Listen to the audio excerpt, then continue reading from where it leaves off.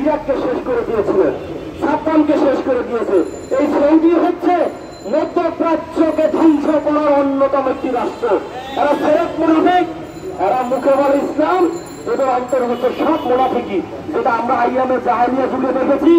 নবীদের আমল থেকে আমরা শুনে এসেছি, হাদিস কোরআন পড়েছি, দেখেছি যে কিভাবে ইহুদি মুনাফিকরা দণ্ড নবী সেজে ইসলামের ষড়যন্ত্র করত। আজকে আমরা সেটা দেখতে পাচ্ছি। আজকে আমরা এক মুসলমান আর এক মুসলমানের ছায়া পর্যন্ত দেখতে পারি না। তাহলে কিভাবে বলেন যে আমরা নির্যাতনের শিকার হব না?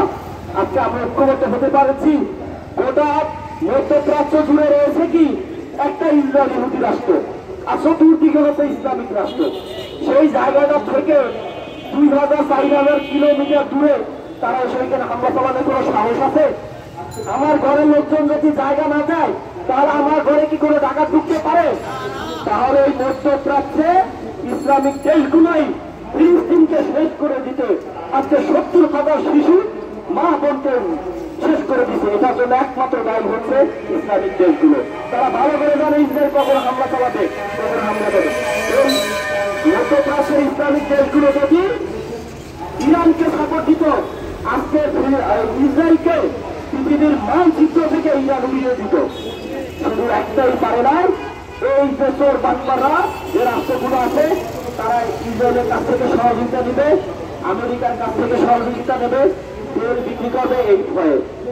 এই হচ্ছে আমাদের অবস্থা। দেখেন আজকে চীন আমাদের নিয়ে কথা বলছে, পাশে দাঁড়াচ্ছে, রাশিয়া আমাদের পাশে দাঁড়াচ্ছে, অথচ ইসলামিক দেশগুলো, ইসলামিক সংগঠন কোনো ধরনের বিবৃতিতেও নাই, কিছুতেও নাই, কোনো প্রতিবাদেও নাই। কারণ ওই যে খাইছে এখন, কারণ এখন তারাই দিয়ে দিচ্ছে ফিলিস্তিনকে দখল করার জন্য।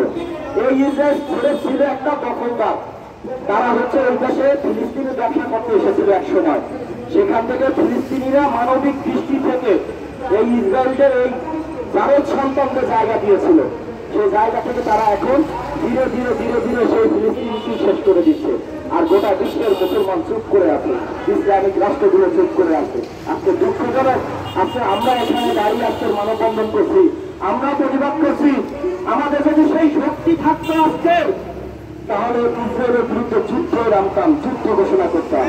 যেটা আমরা প্রতিবাদ পর্যন্ত করতে পারি, আমাদের আর ভাষা নাই। সৃষ্টিকর্তার কাছে বিচার দিয়ে রেখেছি, ইসলামিক দেশগুলোর বিচার আল্লাহ তাআলা করবে।